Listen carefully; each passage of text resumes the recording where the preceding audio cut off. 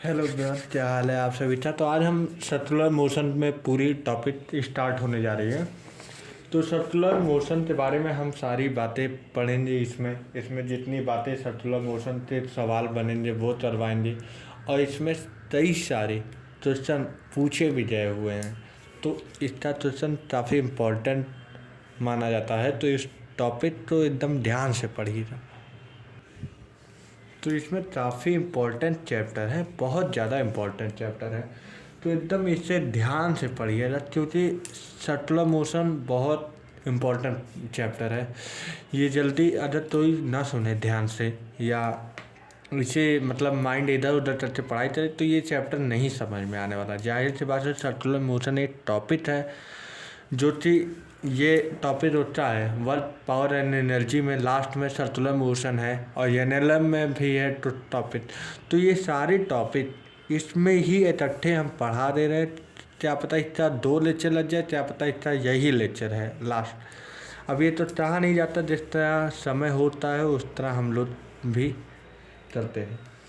तो हम एक बार अपनी तरह से बोलते रहे। तो भैया, NCERT हाईलाइट सीरीज में आपका स्वागत है। आज हम सर्कुलर मोशन स्टार्ट करने जा रहे हैं, और आप लास्ट तक ऐसे ही बने रहिए, जिससे कि आपका कैलकुलेशन और अच्छा भी हो जाए, और कुछ कॉन्सेप्ट आपका भी क्लियर हो जाए, जिससे कि आप परीक्षा में आते एकदम बैठ के ही तुरंत दे लें। तो चलिए स्टार्ट करते हैं। देखिए, बोला है when a body is a uniform circular motion.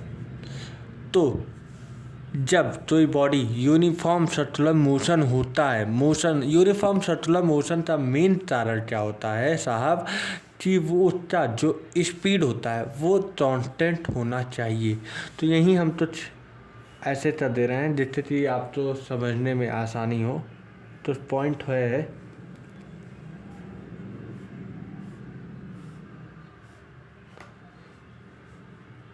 देखो मेन चीज़ जो होता है, नोट डाल दे रहा हूँ यहाँ पे। देखो, सर्कुलर मोशन जो चाहिए उसके लिए हमारा 2 प्रकार का होता है। सर्कुलर मोशन जो होता है वो मेरा एक सेंट्रीपिटल फोर्स की वजह से हमारा सर्कुलर मोशन आता है। तो हम बोल सकते हैं जो हमारा सर्कुलर मोशन होता है वो किसकी वजह से आता है, सेंट्रीपिटल फोर्स की वजह से हमारा सर्कुलर मोशन होता है। ठीक है, पहला। दूसरी चीज़, ये सर्कुलर मोशन हमारा 2 प्रकार का होता है। एक यूनिफॉर्म होता है, एक नॉन यूनिफॉर्म होता है। अब इसका क्या मतलब हुआ, यूनिफॉर्म में स्पीड वेरी नहीं करता है, मतलब स्पीड कांस्टेंट रहता है, और यहाँ पे speed not constant.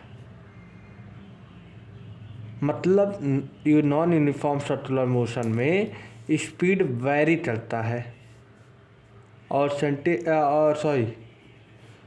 Uniform circular motion में स्पीड कांस्टेंट रहता है। तो ये मेन तुम्हें इतना मुद्दा समझा दिए। अब देखो ये सवाल क्या बोला, जब कोई बॉडी यूनिफॉर्म सर्कुलर मोशन में हो तो उसकी वेलोसिटी कॉन्टिन्यूअस चेंज होती रहती है, इसलिए there is an acceleration always toward centripetal acceleration. यहाँ पे बोला है कि जो हमारा बॉडी, तो ये हमारी एक बॉडी यूनिफॉर्म सर्कुलर मोशन में होंगी तो उसकी वेलोसिटी हमेशा चेंज हो रहा। वेलोसिटी क्यों चेंज हो रहा, यहाँ पे तो और हो रहा, यहाँ पे तो और हो रहा, यहाँ पे तो और हो रहा, यहाँ पे तो और हो रहा, यहाँ पे तो और हो रहा। क्यों ऐसा होता है, क्योंकि डायरेक्शन चेंज होता रहता है। डायरेक्शन चेंज होता है तो इसका मतलब वेलोसिटी चेंज हो रहा है। वेलोसिटी चेंज हो रहा है तो एक्सेलरेशन चेंज हो रहा है। एक्सेलरेशन चेंज हो रहा है तो हमारा इसी की वजह से सर्कुलर मोशन, सेंट्रीपिटल फोर्स आ रहा है, इस वजह से हमारा सर्कुलर मोशन बन रहा है। ठीक है, तो एक यहाँ पे देख लिए, देखो एक यहाँ पे अगर एक पॉइंट बना दिया जाए तो यहाँ पे हमारी जो स्पीड रहेगी, क्योंकि यूनिफॉर्म है तो स्पीड यहाँ पे v ही रहेगी। अगर वही चीज़ हम यहाँ पे चलते तो भी हमारी स्पीड v ही रहेगी, क्योंकि इसमें यूनिफॉर्म में हमारा कहीं भी आप जाइए, यहाँ से आइए, ऐसे आइए, तो हमारा जो स्पीड है वो कांस्टेंट रहता है। अगर स्पीड कांस्टेंट रहता है तो हमारा कहीं से भी जाए स्पीड हमारा वेरी नहीं करेगा, तो हमारा जो स्पीड रहेगा वो वहीं रहेगा। इसलिए देखो 2-3 फार्मूले हैं, जल्दी जल्दी देखो। Acceleration of centripetal force, acceleration by centripetal force, चलो ठीक है। हाँ, एक्सीलरेशन बाई सेंट्रीपिटल फोर्स क्या हो जाता है, वी स्क्वायर बाई आर। अब ये कैसे है, ये आर होता है, ये हमारा रेडियस होता है, ठीक है। और कहीं पे भी आप चले जाइए हमारा जो वेलोसिटी रहेगा वो वी होता है। और वी होता है इसलिए हर जगह कहीं पे भी जाइए वो वेलोसिटी वी से रहेगा।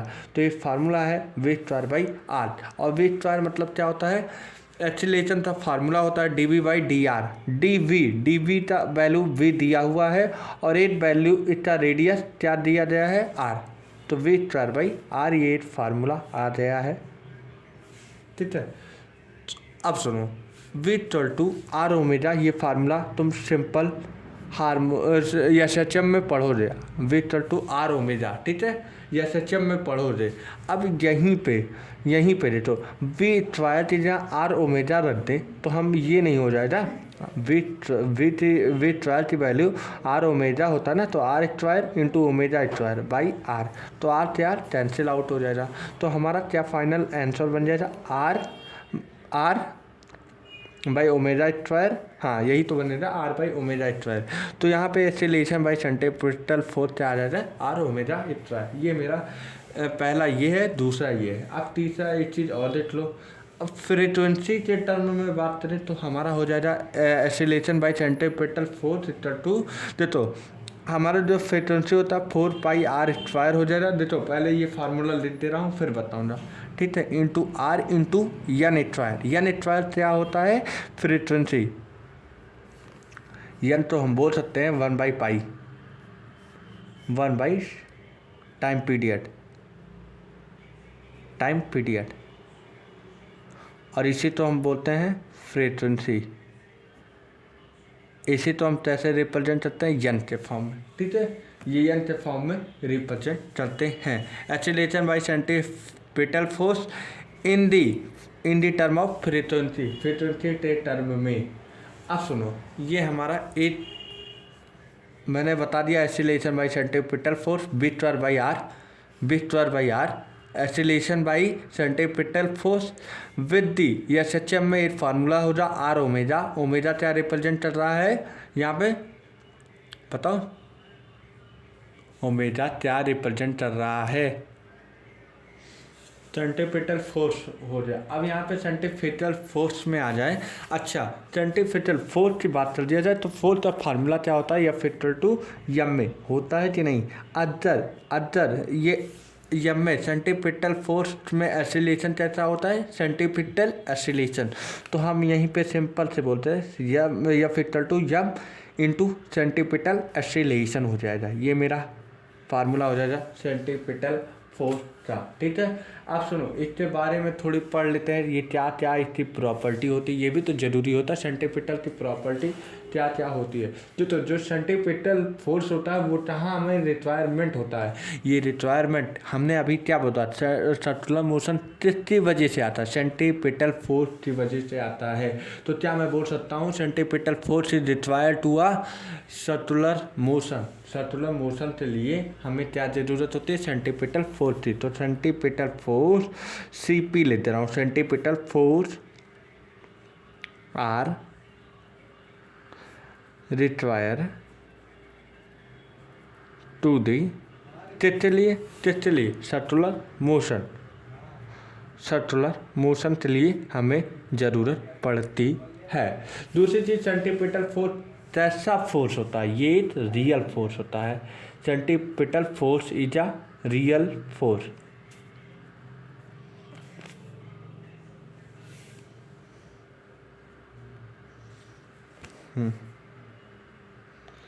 रियल फोर्स होता है। अब उसके बाद अगर it comes due to any other reason, जैसे कि Coulomb force, gravitational force, tension, friction, ये सारी वजह से आता है। अब एक सेंट्रीफ्यूगल फोर्स क्या होता है, ये एक तरह का, देखो सेंट्रीपिटल मतलब सेंटर पे एक अट्रैक्शन का फोर्स लगे, इसलिए सेंट्रीपिटल। और सेंट्रीफ्यूगल मतलब सेंटर से कोई फोर्स दूर जाए मतलब उससे अपोजिट जाए, तो उससे अपोजिट फोर्स लगता है, उसे सेंट्रीफ्यूगल फोर्स बोलते हैं, या हम उसे बोलते हैं सूडो फोर्स का फॉर्मूला क्या होता है, m v square by r. क्या होता है, m B square by are, ये हमारा क्या होता है, सेंट्रीफ्यूगल फोर्स होता है। अब सेंट्रीफ्यूगल फोर्स हमेशा बाहर लगता है, कैसे लगता है, बाहर लगता है, ठीक है। जिस तरह देखो अभी एक फार्मूला पढ़े हो, F equal to M A C, ठीक है एम ए सी। अब यहाँ पे हम बोल सकते हैं जो हमारा एक्सीलरेशन आ जाएगा वो हमारा क्या हो जाएगा, m B square by are हो जाएगा। फोर्स हमारा कैसे हो जाएगा, फोर्स अरे ये सेंट्रीपिटल फोर्स आया ना, तो हम बोल सकते हैं फोर्स बाई सेंट्रीपिटल फोर्स कितना हो जाएगा, m B square by r, ठीक है। और तीसरा फार्मूला क्या हो जाएगा, अगर यहीं फ्रीक्वेंसी के टर्म में अगर किया जाए तो हमारा क्या फार्मूला हो जाएगा, तो हो जाएगा यम आर ओमेगा स्क्वायर। ये छोटे छोटे फार्मूले हैं, ज़्यादा नहीं, बस ये लर्न कर लो बस, और कुछ नहीं। अब उसके बाद देखो क्या होता है, जो हमारा वर्क डन होता है ये हमारा जो वर्क बाई सेंटीपिटल फोर्स होता है, work done by centripetal force होता है, ये हमेशा जीरो होता है। कैसा होता है, जीरो होता है।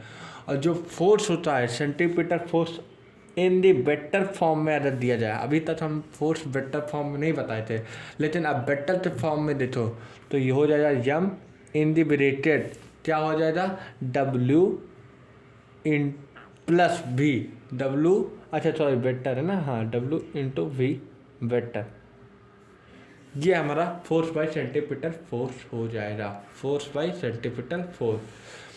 अब यहाँ पे वर्क देख लिया जाए, वर्क हमारा क्या हो जाएगा, P to F into V हो जाएगा, वेक्टर फॉर्म में है, ठीक है।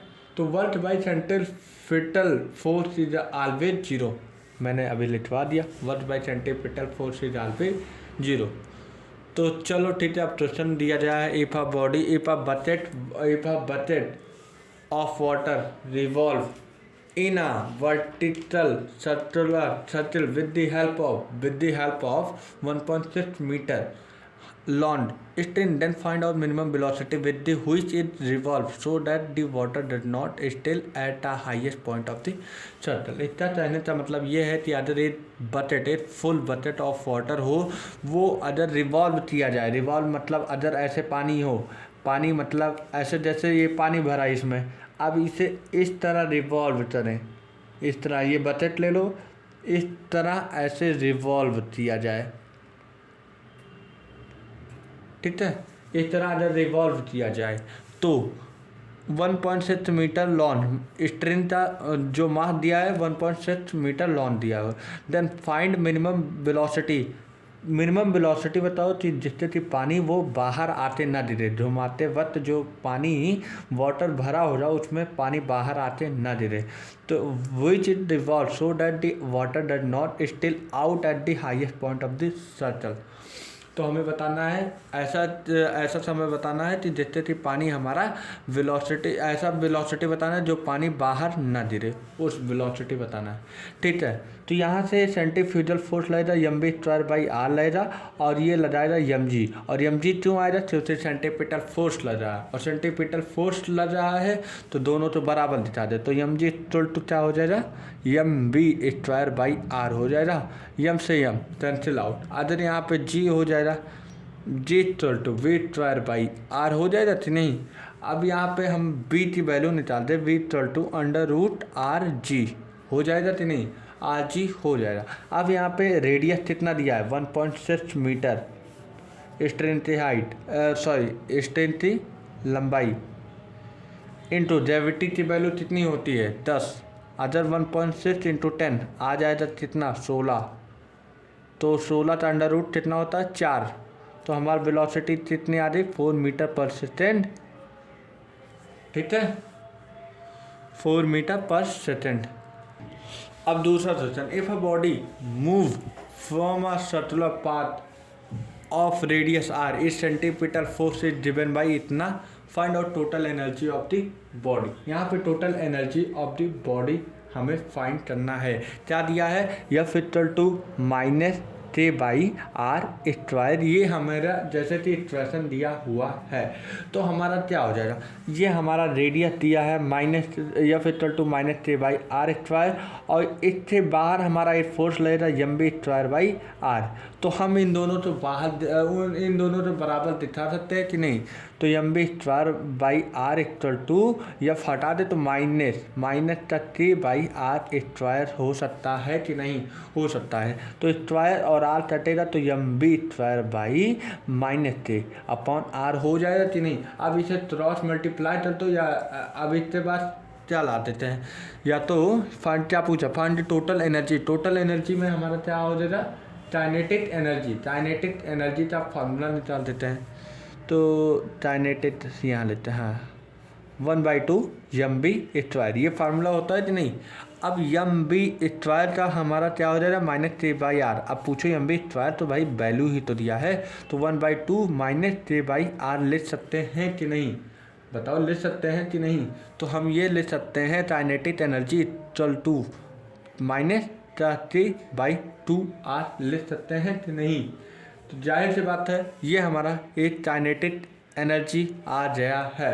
अब उसके बाद अगर हमें वेलोसिटी यहीं पूछ लिया जाए, वेलोसिटी क्या निकालें, तो हम वेलोसिटी का भी बता, देखो काइनेटिक एनर्जी बता रही, अब अपने तरफ से जोड़ना हूँ वेलोसिटी या जब फाइंड करने बोल दिया जाए तो मैं क्या चाहूँगा, तो velocity force equal to minus D B by D H ले लेता हूँ यहाँ पे, क्योंकि तुमने पढ़ा हुआ है, क्या नाम है, ये अभी वर्कडन में जब पढ़ रहे थे तो यहाँ पे D we by D R पढ़ रहे थे, तो उसी टर्म में मैंने डी बाई डी एच ले लिया हूँ। ठीक है, अब सुनो, अब एफ की वैल्यू क्या दी हुई है माइनस के बाई आर स्क्वायर, देखो सवाल में ही सब कुछ है, तो हम D we by D H उससे बराबर दिखाई दे रहा है। ठीक है, वहीं माइनस एफ की वैल्यू वही पुट किए हैं।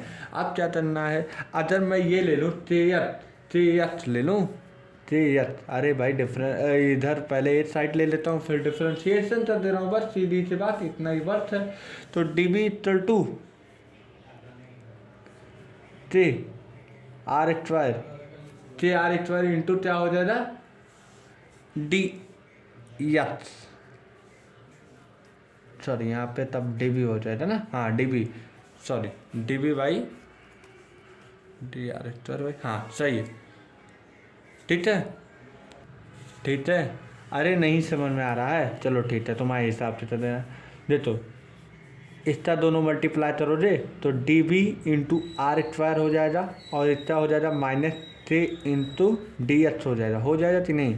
तो हमें क्या निकालना है डी वी, ठीक है, डी वी निकालना है, D V into R square ना, तो अब हमें डी वी निकालना है, तो सीधी सी बात डी वी इक्वल टू ये है ही आर स्क्वायर नीचे आ जाएगा इंटू डी एच, वही है।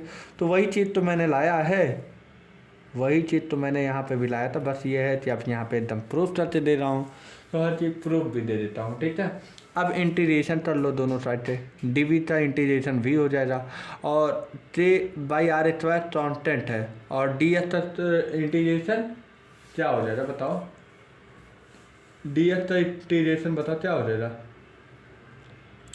1 यक्स हो जाएगा कि नहीं, तो इसका इंटीग्रेशन वी हो जाएगा। अब इसका इंटीग्रेशन क्या हो जाएगा माइनस टी, ये आर हो जाएगा, upper limit minus lower limit, यहाँ जीरो ले लो, जीरो से यक्स ले लो, तो यहाँ पे टे हो जाएगा, आर ऊपर चला जाएगा, भाई आर ऊपर चला जाएगा, इंटीग्रेशन यहाँ से कैंसिल आउट हो जाएगा 2। ठीक है, तो टे आर हो जाएगा और -1 हो जाएगा यहाँ पे। ठीक है, अब उसके बाद हमारा v की वैल्यू क्या आ रही, हमारा आ जाए माइनस के बाई, मान लो ये इधर फेंक दो, हमें v की वैल्यू निकालो ना, v इक्वल टू माइनस के बाई आर, ठीक है ना।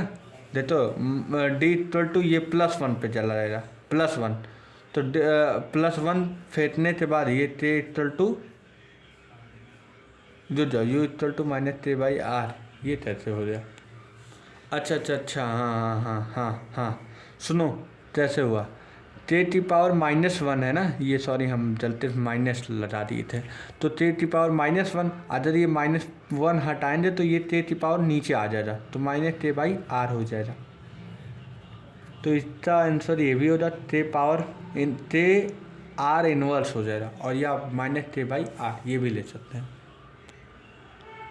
तभी कैलकुलेशन में डिस्टर्बेंस हो जाती है भाई। अब उसके बाद यहाँ पे D3 इफ 3 बॉल यम, तीनों यम के नाम पे है, connected equal length of the string, यहाँ पे टेंशन तीनों पे सेम लगेगा, of each other if system of horizontal circle then find out tension in each string. अब हर एक स्ट्रिंग पे हमें क्या फाइंड करना है? टेंशन। देखो अब टेंशन फाइंड करना है तो इसमें देख लो, पहली बार टेंशन दोनों पे सेम लगेगा, तो यहाँ पे T1 ले लेते हैं, यहाँ पे T2 ले लेते हैं, ठीक है। अब इसके बाद देखो मैंने बोला था सेंटर की तरफ अगर यहाँ से कोई बंदा ऐसे चलते नचाए तो यहाँ पे टेंशन T1 और यहाँ पे टेंशन लगेगा, ठीक है। T3 ले लेते हैं, और इसके बाहर जो सेंटर के बाहर वाला फोर्स लगता है वो mv²/r होता है कि नहीं। अब इसी तो बोल सकते हो, अब इसी से आगे जाते बोल देते हो mr⍵², बोल दो कि नहीं, mr⍵²। अब यहीं पे क्या करना है, अब वैल्यू निकालना है, T1 हो जा, मान लो T3 T2 T1। अब ठीक है, अब पहले T1 की वैल्यू निकाल लो, फिर T2 की वैल्यू निकाल लो, फिर T3 निकाल लो, जिस तरह T1 की वैल्यू निकाल लेते हैं। अब यहाँ पे देख लो यम, तो हम बोल सकते हैं जो लेंथ हो रहा है इक्वल लेंथ हो रहा, तो हम यल ले सकते हैं तीनों का लेंथ, तो हम ले रहे हैं यहाँ पे, देखो मास तीनों का बराबर है तो यम तीनों का बराबर ही रह रहा है, ठीक है। और लेंथ तीनों का क्या हो जाएगा? 3l हो जाएगा कि नहीं। अब किस फोर्स के हिसाब से निकला है? mr⍵², तो हम mr सब में कांस्टेंट है तो ⍵² ले लेंगे यहाँ से, ठीक है। तो अब हम इसका क्या मान लेते हैं? Equation number 1। अब यहाँ पे T2 की वैल्यू निकाल लेते हैं। T2 की वैल्यू कैसे निकलेगी? T2 की वैल्यू निकालने दे तो T3 तो छोड़ देंगे, हम जब T2 से नचाएंगे तो T3 की वैल्यू छोड़ देंगे, तो ये ऐड हो जाएगा, छोड़ देंगे तो मतलब उससे ऐड करना पड़ेगा अंदर ना। अब उसके बाद T3 ऐड करेंगे तो यहाँ पे यम मास तो वही रहेगा, मास अब वही चीज़ यहाँ पे हो जाए, लेकिन यहाँ पे 2 लोड का लेंथ लेंगे, इसे हटा दिए हैं तो T3 ऐसे ऐड कर लिए, प्लस यहाँ पे 2 लेंथ हुआ तो 2l हो जाएगा। अब आगे क्या हो जाएगा? ⍵²। ये हमारा इक्वेशन नंबर 2 बन गया है। पुट इन दी वैल्यू, अब यहीं पे पुट कर देते हैं, put in the value of, अब क्या कर देते हैं? वैल्यू पुट करना है, और T3 में यही T3 देखो, 8 मिनट तुम्हें नहीं समझ में आएगा, तुम्हें अब समझना पड़ेगा एकदम बम्पर, मतलब एकदम साइडे से देखो तो समझ में आएगा।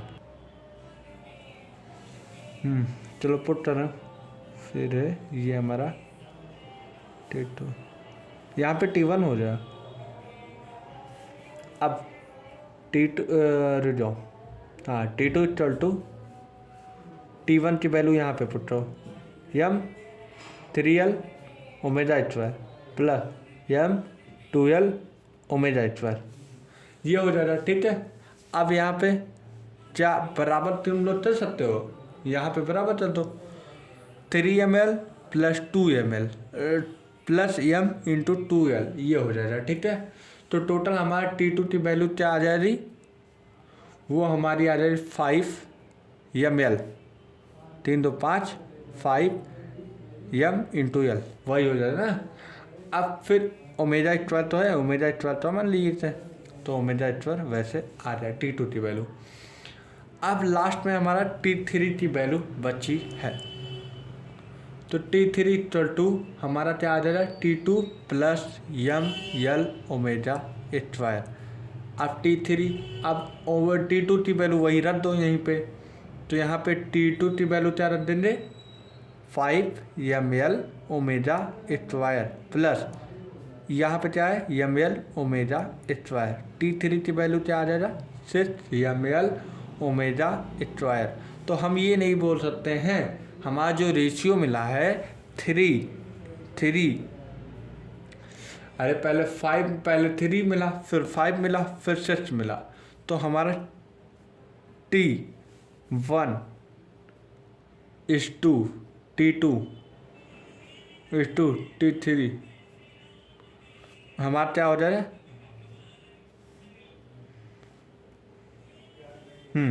हमारा हो जाएगा 3:5:6। T3 वैल्यू 6, T2 की वैल्यू 5 और T3 की वैल्यू 3 हम लेते चले थे। ठीक है, तो हमारा ये रेशियो मिल जाए यहाँ से। अब यहाँ पे क्वेश्चन है if a car move on a canal एक ब्रिज ऊपर, तो कार मूव कर रही है, तो ये कार है ज़्यादा अच्छी नहीं बनी हुई है, ब्रिज के ऊपर मूव कर रही है।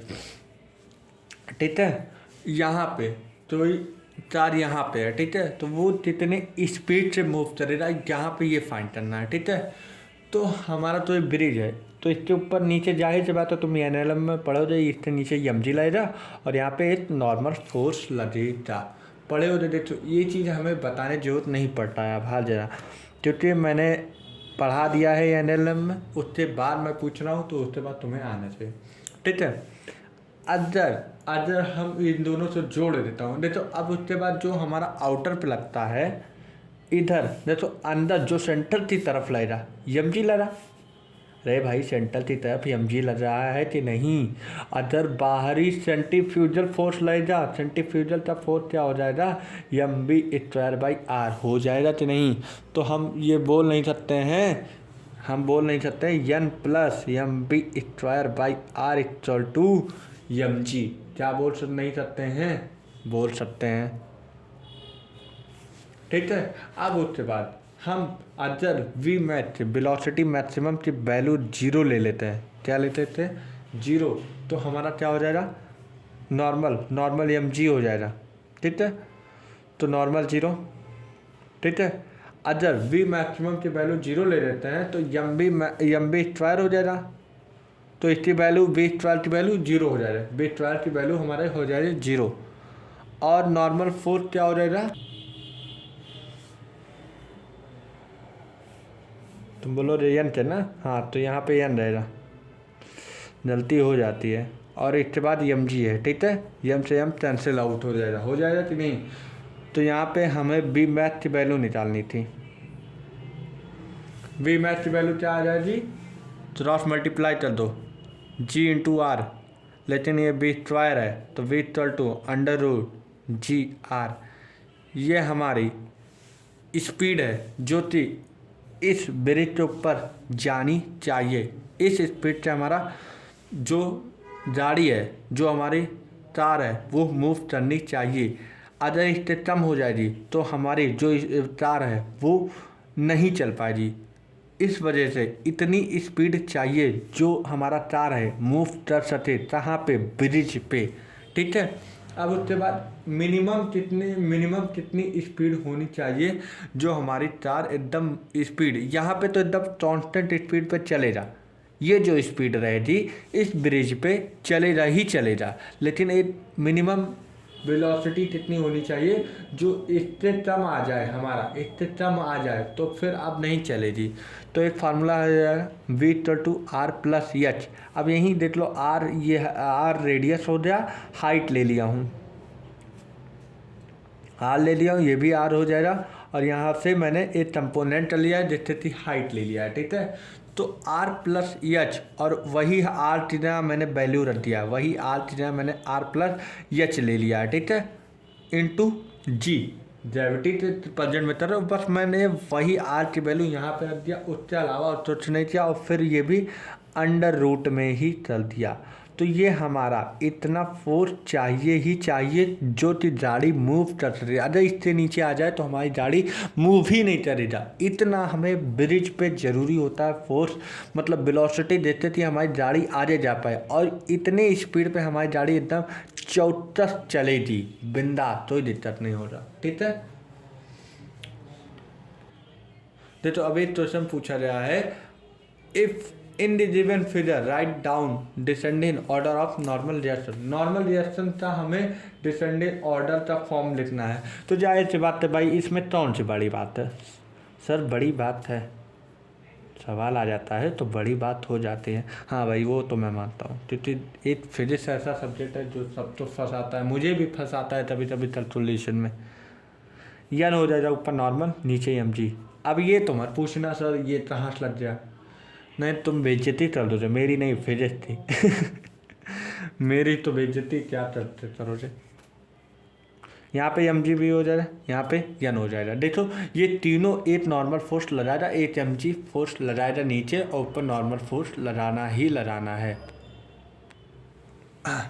अब जैसे थे सॉरी, अब जैसे थी सेंटीपीटल फोर्स दे, तो अभी एम जी लगा दी, तो एम जी ये सेंटर की तरफ से चाहे, तो जब सेंटीपीटल एक फोर्स लगा तो एक सेंटीफ्यूजल फोर्स लगेगा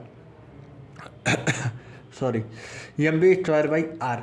लेकिन ये अब हमारा सेंटर की तरफ नॉर्मल फोर्स लाएगा, और जो ये एम जी है ये हमारा आउटर फोर्स सेंटीफ्यूजल का काम रहेगा। तो यहाँ पे centrifugal M B square by are लगेगा, और यहाँ पे क्या लगेगा, सेंटीपीटल एम जी लाएगा और centrifugal M G square by are लगेगा। ऊपर साइड हमारा सेंटीफ्यूजल फोर्स लगेगा। तो अगर मैं इसे ए मान लूँ, इसे मैं मान लूँ बी, इसे मान लूँ मैथ सी, ठीक है, एकदम तुम्हें समझ में आएगा। तो यहाँ पे क्या बताएगा, यानी अगर यानी की बात किया जाए, नॉर्मल फोर्स की बात किया जाए, तो यहाँ पे क्या हो जाएगा, M G minus M B square by are हो जाएगा। ठीक है, अब वहीं पे एन बी की बात कर लें, तो यहाँ पे क्या हो जाएगा, M G plus M B square by R. देखो ये माइनस हो जाएगा ना, लेकिन ये इसी से रास्ते में एम जी के साथ M B square by R लग रहा है, तो ये जब किसी से साथ में लगता है उसका ऐड होता है। और सेम वही तरह एन सी हो जाएगा नॉर्मल से, तो एम जी माइनस ये देखो एम जी नीचे लग जाए, M B square by R ऊपर लग जाए, तो दोनों माइनस हो जाएगा, तो M B square by are. तो ये इससे साथ लग जाए सॉरी, तो इससे साथ ऐड हुआ, तो हम यहाँ पे लिख दे रहे हैं वही चीज़ यहाँ पे लिख दे रहे हैं।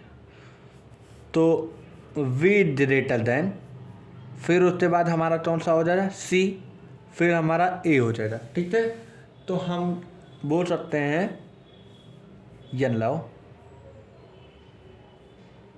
अरे सॉरी ये है ना, पहले ये इसका चांसेस ज़्यादा है, तो लाइट करना यहाँ पे एन, ठीक है सॉरी, तो ये हमारा ऑर्डर हो जाएगा। ठीक है, in the given following right, अरे हम वहीं पे लिख दे रहे थे यार, यहाँ पे है इतना जरा मैं भूल जा, यानी equal to M G minus M B square by are हो जाएगा। दूसरा हो जाएगा N B equal to M G plus M B square by are हो जाएगा। तीसरा N C equal to M G minus M B square by are हो जाएगा। तो यहाँ पे डिसेंडेंट ऑर्डर देखना है, डिसेंडेंट, हाँ डिसेंडेंट सबसे ज़्यादा कितना हो जाएगा एन बी, फिर सबसे ज़्यादा कितना हो जाएगा एन ए, फिर उसके बाद एन सी, ये हमारा ऑर्डर हो जाएगा। अब देखो यहाँ पे नॉन यूनिफॉर्म मोशन स्टार्ट हो जाए, अब यूनिफॉर्म हो गया था, अब ये नॉन यूनिफॉर्म हो गया है। देखो ये पॉइंट ओ है, इसका टेंजेंशियल लेगा, इसे बोल सकते हैं एसिलेशन ऑफ टेंजेंशियल लेगा, टेंजेंट बनाता है ना, टेंजेंशियल देखो इतना वर्ड ले लिया, टेंजेंशियल 80 बोले, तो इसका कहीं कहीं एसिलेशन जो लेगा वो बीच में लेगा, जाहिर सी बात है उसका जो एसिलेशन लेगा वो कहीं बीच में लगेगा। और ये हमारा रेडियस ही हो, जानते ही हो। अब ये तुम मत बोल देना कि हमें रेडियस ही नहीं मालूम है, तो अब देखो छोटे छोटे फार्मूले हैं वो लिखवा दे रहा हूँ, बस वही याद कर लो। पहला acceleration by centripetal force A equal to A C square net force लिखवा रहा हूँ, A C net acceleration A C square plus A R square, radius हो जाएगा ना तो ए आर स्क्वायर हो जाएगा। तो ये हम ब्रैकेट में डाल दें, ये अंडर रूट में है, ठीक है। अब उसके बाद फोर्स का net force equal to under root, वही सेम फार्मूला यहाँ पे चिपका दो, लेकिन यहाँ पे एक्सीलरेशन लिए हो तो यहाँ पे फोर्स ला लो, ठीक है। अब उसके बाद एक फोर्स लो, फोर्स मैक्सिमम। अब उसी तो मैं लिख सकता हूँ, इसी फोर्स को मैं मॉडिफाइड कर सकता हूँ, यम ए सी का होल स्क्वायर बोल सकता हूँ कि नहीं, मास इंटू एक्सीलरेशन होता है तो यम ए सी का whole square plus M A R का होल स्क्वायर। यम में फोर्स इक्वल टू यम में होता है ना, नहीं तुम ये बोलो सर मुझे मालूम ही नहीं था, देख लो यम मतलब मास, ए मतलब acceleration, centripetal by force by acceleration, centripetal radius का हो जाएगा, ठीक है। फिर एक फार्मूला हो जाएगा, जितने करना है ब्रैकेट में वो याद कर लेना, टेन थीटा इक्वल टू हमारा क्या हो जाएगा, ए सी बाई ए3, acceleration by centripetal force by acceleration by tension, tangential मतलब यही टेंशन मतलब मत लेना, ठीक है। P इक्वल टू हमारा क्या हो रहा है, F T into V T, momentum equal to force into velocity, ठीक है। तो force of tangential into velocity of tangential, ये हो गया। तो अब एक क्वेश्चन पूछा, if a car move on a circular path, अगर कोई कार सर्कुलर पाथ पे मूव करे with the radius of 100 metre with the speed of 200 metre, if the speed increase कर दिया जाए 100 मीटर, तो फाइंड द नेट एक्सीलरेशन। अब भैया वही पुट करना है वैल्यू, सीधे वही निकाल देना है। तो अब तुम्हें तो करना है ज़्यादा, नहीं करना जायज़ सी बात है। जैसा कि देख लो इसमें एक फार्मूला पढ़े हो जे, एसी का फार्मूला क्या होता है, वे स्क्वायर बाई आर होता है कि नहीं, AC equal to V square by are. तो यहाँ पे स्क्वायर हो जा, थोड़ी मिसप्रिंट हो जाए तो ठीक है, मिसप्रिंट क्या हम ही लिख रहे हैं तो थोड़ा हमें गलती हो जाए। तो V square by R, V square कितना दिया है 200 का स्क्वायर बटा कितना दिया जाए 100, तो 200 इंटू 200,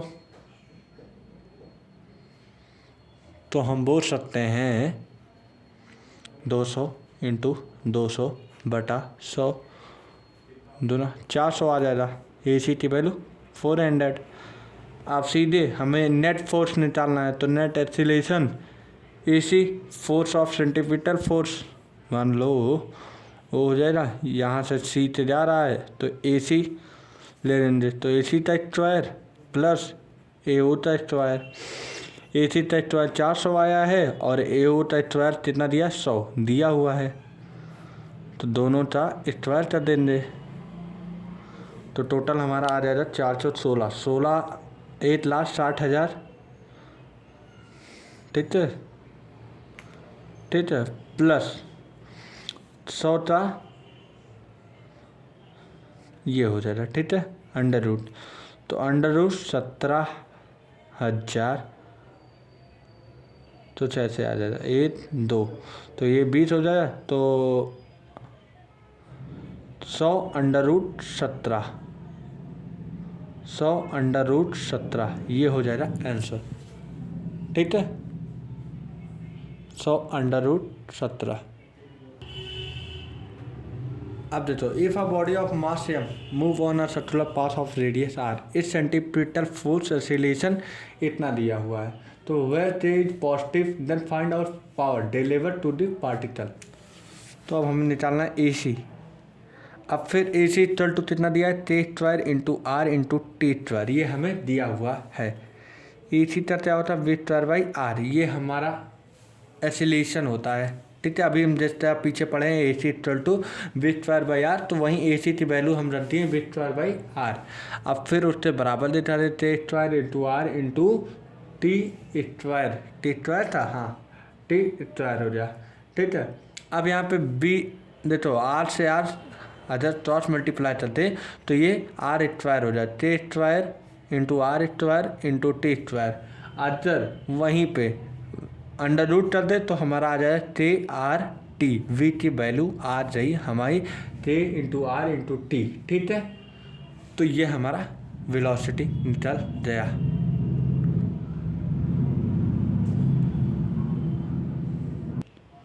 तो अब देखिए वी आ गया। अब इसके बाद हमारा क्या हो जाएगा, अब हम पी का फार्मूला पढ़े थे, पी इक्वल टू क्या होता है F T into V T. ठीक है, फोर्स होता है D we by D T.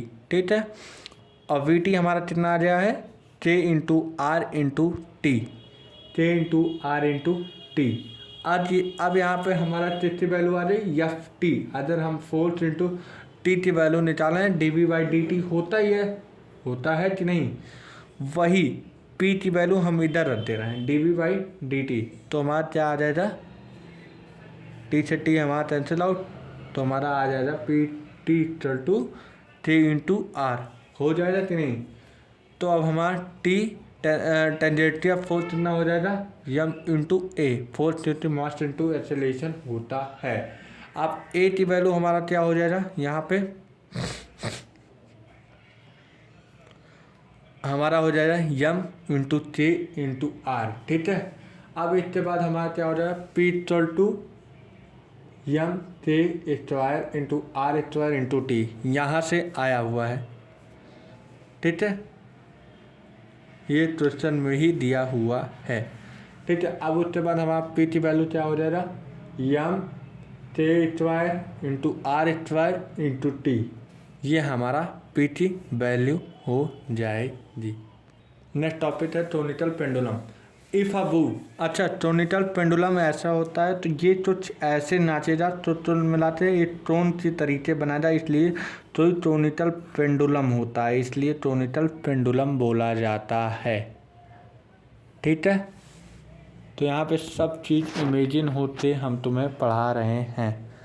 ठीक है, अब यहाँ पे ए सी इक्वल टू क्या होता है, ए सी इक्वल टू कितना दिया है K square R into T square, ये हमें दे टोनिकल पढ़ा रहे थे ना। हाँ, अब यहाँ पे ये आर हो जाएगा आपका। ठीक है, आर हो जाएगा। अब यहाँ पे टेंशन लगाएगा टी। ठीक है, यहाँ पे लगेगा टेंशन, इसका लेंथ यल दिया है। ठीक है, अब उसके बाद इसकी हाइट एच दी है। ठीक है, तो सुनते जाना, सुनते जाओ। यहाँ पे 8 mg लगेगा कि नहीं। अब उसके पास एक कंपोनेंट बना दो यहाँ पे नीचे क्या लग जाएगा, देखो ए सेंटीपिटल फोर्स आर लगा रहा है और तो ए fugal force M B square by R बाहर लगेगा। ठीक है, अब यहाँ पे टी टॉस थीटा हो जाएगा, टी टॉस थीटा यहाँ पे लगाओ टी टॉस थीटा, और यहाँ पे क्या हो जाए टी साइन थीटा। तो मतलब सेंटीपिटल फोर्स क्या हमारा बच रहा है टी साइन थीटा।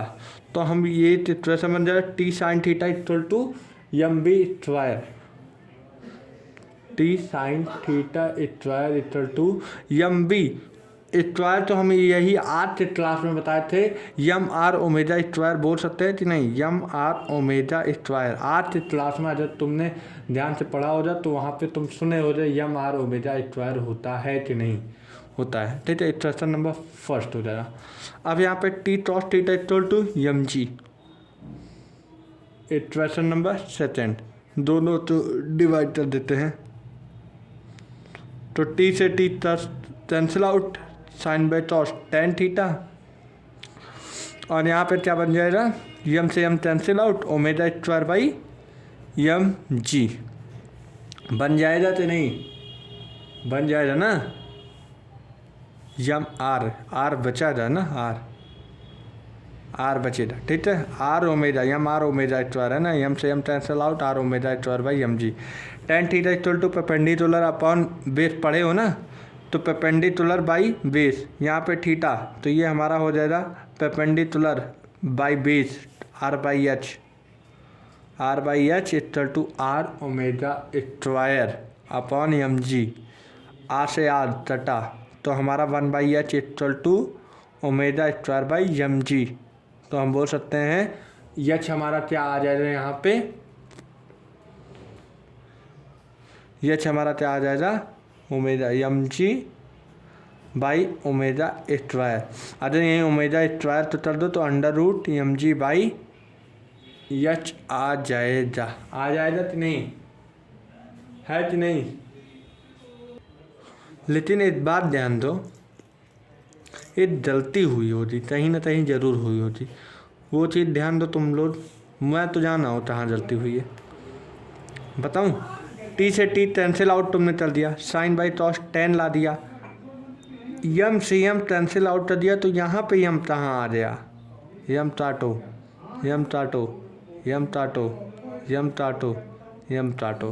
तो हमारा आंसर फाइनली क्या आ गया, omega square to under root G by H. हमें से गलती हुई है, ये मत सोचो कि तुमसे गलती हुई, तुमने अभी तो गलती ही कहाँ की है, गलती तो हमने की है। आज का सर्कुलर मोशन का लास्ट क्वेश्चन है। देखो ये एक क्वेश्चन है सर्कुलर मोशन के लास्ट का क्वेश्चन है, बड़ा इंपॉर्टेंट है। देखो N cos M by square by R centrifugal force लगता जानते ही हो, और अगर नीचे दे भाई यन कॉस थीटा, तो यन कॉस थीटा अगर यहाँ लगा तो ये हमारा यन साइन थीटा भी लगेगा, यन साइन थीटा लगेगा कि नहीं। अब यन साइन थीटा नीचे हमारा एम जी लगेगा, M G N sine theta M cos theta, ठीक है। हाइट यन 0.8 दिया है, तो हम N sine theta equal to M G तो बोल ही सकते हैं, देख लो अपोजिट है N sine theta M G, ठीक है। अब उसके बाद N cos theta equal to M B square by are, ये भी बोल सकते हैं, किसी तो आपत्ति नहीं। यन से N cancel out, sine by cos tan theta, M से एम कैंसिल आउट, तो हमारा क्या बचेगा G by B square by into R ऊपर आ जाएगा, ठीक है। तो R G by V square. अब हमें टेन थीटा की वैल्यू क्या हो जाएगी, देखो ये एच ले लो, हाइट एच ले लो, तो tan theta equal to R by H हो जाएगा into R G upon U square. R क्या कैंसिल आउट हो जाएगा, तो एच की वैल्यू हमारी क्या आ जाएगी 1/h है ना, तो जी बाई यू स्क्वायर हो जाएगा। तो एच की वैल्यू क्या हो जाएगी you square by ji H, ठीक है। तो अगर यू वी की वैल्यू ले लो, यू की वैल्यू ले लो, तो अंडर रूट जी एच आ जाएगी। और यहीं पर अगर एच की वैल्यू निकालनी है तो V square by U square by G, तो ये एच की वैल्यू हो रही, ये यू की वैल्यू हो रही, ठीक है। तो हमें मेन काम है इससे, हमारा मेन काम इससे है, ठीक है। तो हम इसे क्या करते हैं देखना, वी ट्वेल्व तो वैसे रखने दे, ठीक है। वी ट्वेल्व तो हम यहीं ले लेते हैं, ग्रेविटी हमारा 9.8 होता है, ठीक है, इंटू 9.8 हाइट दी हुई है, ठीक है। अगर मैं ये रूट में ले लेता हूँ, स्क्वायर हटा तो 9.8 इंटू 9.8, तो हमारा आंसर कितना आ जाएगा 9.8 मीटर पर सेकंड। तो इसका आंसर भी आ गया है।